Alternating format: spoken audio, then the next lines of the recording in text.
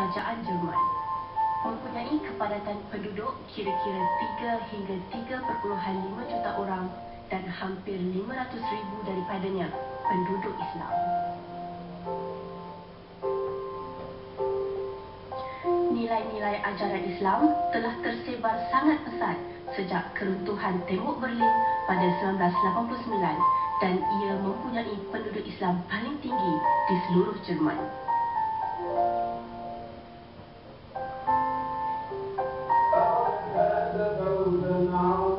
Kebangkitan generasi ketiga masyarakat Islam semakin berjaya. Mereka saling berusaha dalam projek pembinaan masjid yang lengkap dengan menara. Dianggarkan 82 buah masjid terdapat di sekitar Berlin. Kini, kota Berlin diterangi sinar Islam.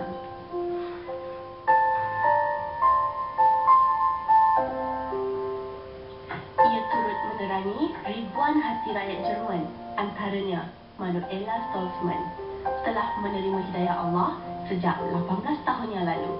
Kini beliau bergiat aktif menyertai aktiviti di masjid, sekolah dan pertubuhan NGO Islam.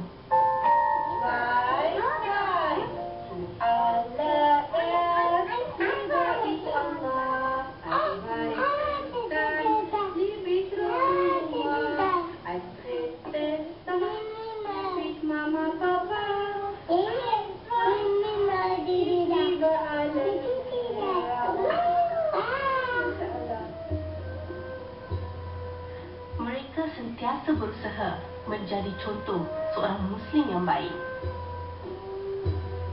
Ia diakui oleh sahabatnya, Ali Said, seorang guru di satu-satunya sekolah rendah agama di Jerman.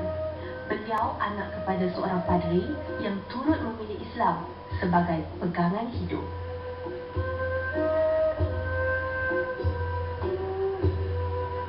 Berlin ist eine sehr gemischte Stadt.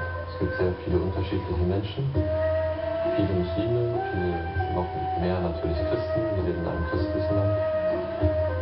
Viele Menschen, die sich überhaupt mit Spiritualität beschäftigen, mit Buddhismus, Hinduismus, mit anderen Traditionen. Und der Weg, auf den wir gehen, ist zu versuchen, dass wir diese verschiedenen Farben, die es gibt, von spirituellen Wegen und von Menschen auch, dass sie in Harmonie ein schönes Bild zusammen ergeben. Das ist ein Sufi-Zentrum und dort geht es mehr um die Essenz. Dort ist ein offenes Haus für alle Menschen, die sich interessieren und erstmal einen Geschmack davon bekommen können, ohne dass ihnen gleich gezeigt wird, wie sie beten müssen und welche Suchen sie auswendig lernen müssen, sondern dass sie langsam erstmal lernen, die Ängste abzubauen, die viele Menschen vor dem Islam haben und dann durch die Liebe und durch den Verstand, durch das eigene Verständnis dafür hinzukommen, wenn sie möchten. Das, was ich über Islam gelehrt habe, ist, dass es bedeutet, ein guter Mensch zu sein und das Licht, was der Islam uns in die Herzen und auch in unseren Verstand gibt, dass das unser Leben bestimmt und wir das in unserem Alltag sozusagen in die Welt hinaustragen. Das, was wir in unserem Gebet, in unserer Meditation, im Zikr, auch in den Bergestehen, im Sema zum Beispiel erfahren, dass wir diese Energie und dieses Licht mitnehmen und teilen mit den anderen Menschen. Und das ist eigentlich das, was vielleicht auch viel wichtiger ist, weil das Gebet, was wir haben, das ist sowieso für unsere eigene Seele. Aber wenn wir das noch teilen und mit anderen Menschen weitergeben, noch viel schöner.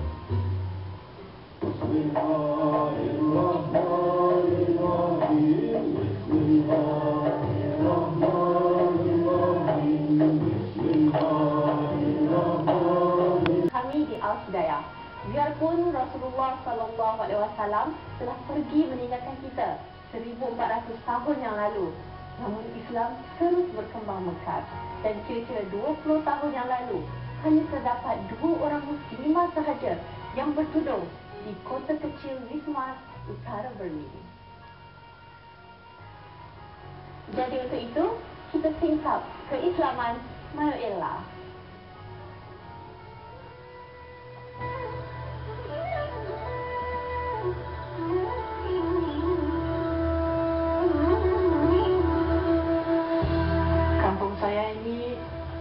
kecil namanya Wisma di utara Berlin, jauh. Kota kampung ini punya satu universitas. Jadi sebelum Wall Berlin jatuh, sudah ada beberapa orang Islam masuk kota. Dia datang dari Yemen, alhamdulillah. Dan di sini sudah ada seperti mushola kecil untuk solat beberapa orang. Di sini saya mula belajar Islam bersama kawan saya datang dari Maroko, satu perempuan yang student di sini juga, dan bersama-sama student dari Indonesia juga datang setelah Wall Berlin jatuh. Alhamdulillah boleh masuk ke kota saya, ke kampung saya juga. Awal-awal saya cuma tanya saja semua tentang kematian nanti, tentang hidup di dalam Islam gimana. Karena memang Islam bukan cuma agama, itu kehidupan yang beda kan. Dan ya saya mau tahu semua. Saya minta buku untuk baca dan tanya lagi.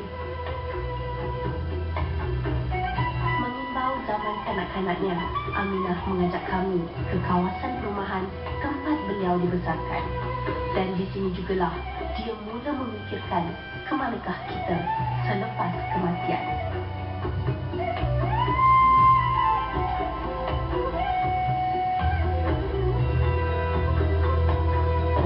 Saya dulu datang church ini, sekarang kita tengok. Di sini dia pernah bermain seperti kanak-kanak lain. Sejak saya masih kecil, yang umur 6 tahun kira-kira, saya cari Tuhan karena takut mati. Sekali saya tanya ibu, bagaimana kalau saya sudah mati? Ibu jawab, nanti di kuburan kamu dimakan oleh cacing. Takut. Jadi saya mencari Tuhan di gereja. Saya masih kecil, saya seorangan masuk gereja, tapi saya takut karena gedungnya besar dan sejuk dan macam-macam boneka. Ini tempat yang pertama kali saya syahadat. Alhamdulillah, Allah memiliku. Allah menjanjikan kepada orang-orang yang beriman dan mengerjakan amal soleh antara mereka dengan keampunan dan pahala yang besar. Maksud firman Allah dalam surah Al-Fat ayat 29. Beliau memilih Aminah Manuelah sebagai nama Islamnya. Biarpun pada awal keislamannya mendukacitakan hati si ibu dan memaksa Aminah hidup sendiri meneruskan pengajiannya yang tinggal setahun lagi. Segala kesusahan ditempuh dengan berani. Sehingga kini hubungan baik dengan ibu tetap dijaga dan alhamdulillah ibunya telah menerima kepulangan Aminah bersama kru Al-Hidayah dan beliau sudi bersama kami makan tengah hari di musola kecil ini. Teman persekolahan Aminah semasa kecil, Imam Mustafa, telah menjadi salah seorang imam di musola ini. Mereka turut gembira melayan Ibu Aminah. Hati ibu mana yang tidak senang setelah melihat anaknya hidup bahagia bersama agama dan suami pilihannya. Nampak ciri-ciri suami, dia datang dari Asia. Saya rasa Islam yang datang dari Asia itu lebih lembut dan hati saya lebih tenang gitu. Dan saya yakin dia pasti kuat bimbing saya dalam Islam karena dia kuat solat, kuat baca Al-Quran. So ya insyaAllah saya mau milik dia, bukannya dia milik saya. Dan saya hanya bertanya dia, karena saya orang kan kuatkan saya di sini selama saya masih tinggal di kota di kampung saya perlu kekuatan. Tapi awalnya dia belum mau karena dia datang untuk kuliah bukannya untuk nikah. Nah, so itu masih ada jalan sedikit lama, dan dia sudah yakin juga. Okey, alhamdulillah saya hampir mau pingsan karena memang dia sudah setuju. Alhamdulillah, walaupun jauh dari keluarga sendiri. Kita menikah tanggal 26 Februari tahun 1994. Alhamdulillah. Telah 17 tahun mereka hidup bahagia. Suaminya yang senang dipanggil Hakim, seorang yang periang tapi pemalu dan enggan ditemu bual. Mereka telah dikurniakan 2 orang putera. Yang sulung bernama Ahmad Faris Andrian, 13 tahun, dan putera kedua Abdul Aziz Florian, 11 tahun. Harapan mereka, anak-anak akan terus hidup sebagai seorang Muslim yang baik, penuh kasih sayang. Kepada Rasulullah, ialah dengan memperbanyakkan selawat ke atas baginda. Seiring firman Allah dalam surah Al-Ahzab ayat 56 yang bermaksud, sesungguhnya Allah dan malaikat berselawat ke atas Nabi. Wahai orang yang beriman, ucapkanlah selawat ke atas Nabi dan berikanlah salam dengan sesempurna salam. Kalau kita mencermati fakta sejarah, betapa Rasulullah SAW telah meninggal berabad-abad yang lalu, akan tetapi kita melihat betapa ajaran Rasulullah SAW masih terus saja hidup hingga hari ini, dan bahkan terus melesat menembus dunia manapun hingga di Eropa. Kalau kita mencermati, di Berlin ini sekarang lebih dari 1 juta kaum muslimin tinggal. Mereka beranak pinak dan bahkan mereka saling mengajarkan Islam hingga Islam ini akhirnya bisa terdengar oleh masyarakat Eropa. Betapa selama ini simpangan-simpangan atau berita-berita keliru tentang Islam bisa kita temukan lewat dakwah-dakwah kaum muslimin di sini untuk memberikan contoh yang baik bahwa Islam bukanlah agama kekerasan. Sebagaimana Rasulullah SAW bersabda, "U'iftu liutammima makarimal akhlak." Aku diutus bukan dengan pedang, akan tetapi aku diutus untuk menyempurnakan akhlak yang baik. Oleh karena itu, sungguh mulia apa yang diajarkan Rasulullah SAW ini, karena dia bukanlah ajaran manusia, melainkan ajaran pemilik manusia, yakni Allah Subhanahu wa Ta'ala. Maka setiap ajaran yang datang dari Allah Subhanahu wa Ta'ala, sebagaimanapun manusia berusaha mencegahnya, pastilah dia akan tetap terus berkembang. Dan itulah yang terjadi di Berlin hari ini. Betapa masyarakat kaum muslimin, baik yang berasal dari Indonesia ataupun dari Malaysia, mereka berkumpul bersatu padu di dalam masjid ini.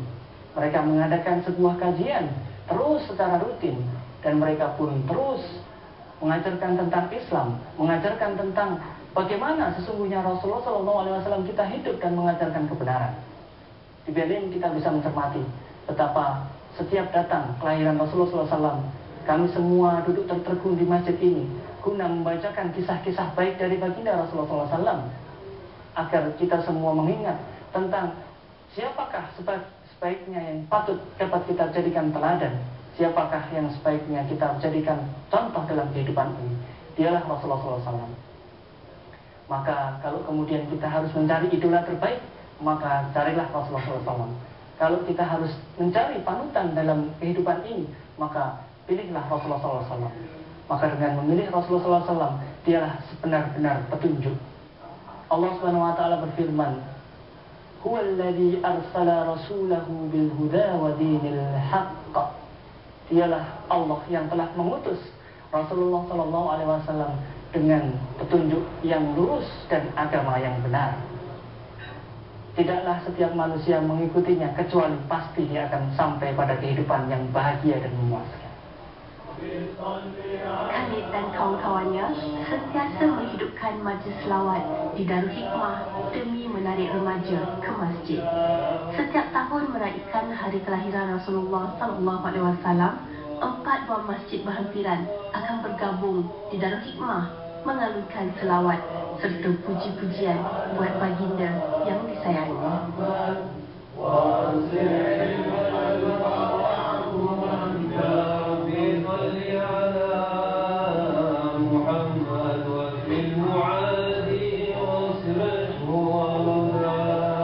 Prophet sallallahu alaihi wasallam ist Ursprung allem Guten. Und wenn wir diesen Maulid rezitieren und lesen und an den Propheten sallallahu alaihi wasallam uns erinnern, erinnern wir uns an die Charaktereigenschaften des Propheten sallallahu alaihi wasallam. Und nicht zu übersehen ist die große Barmherzigkeit, die der Prophet sallallahu alaihi wasallam getragen hat für alle Menschen, für die Muslime und für die Nicht-Muslime, sogar ging die Barmherzigkeit weiter bis zu den Tieren sallallahu alaihi wasallam. Und das ist ein Aspekt, an dem wir uns festhalten sollten, gerade hier in Deutschland. Wir als Muslime leben hier in einem nicht-islamischen Land und wir sollten lernen, wie der Prophet sallallahu alaihi wasallam nicht nur mit Muslimen umgegangen ist, sogar auch mit Nicht-Muslimen. Und so eine Veranstaltung hilft uns, an dem Propheten sallallahu alaihi wasallam festzuhalten und ihm nachzueifern. Und das natürlich Ursprung dafür ist die Liebe zum Propheten sallallahu alaihi wasallam, was wir versuchen durch solche Sitzungen zu pflegen. Manakala di Sufi Centrum, acara tarian Sufi mendapat sambutan masyarakat yang mementingkan kasih sayang biarpun berlainan agama. Namun mereka tidak membenarkan lensa kamera kami merakamkannya kerana ini adalah meditasi untuk diri mereka dengan Allah atau yang dipanggil dengan nama Maha Pecinta oleh mereka yang bukan beragama Islam.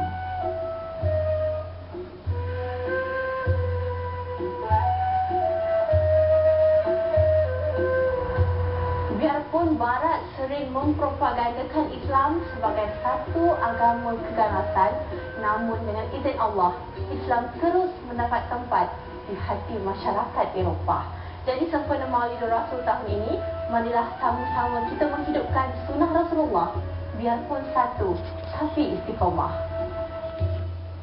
Jutaan terima kasih diucapkan kepada Bank Islam Malaysia yang telah menaja penerbangan kru Al-Hidayah ke Berlin, Jerman.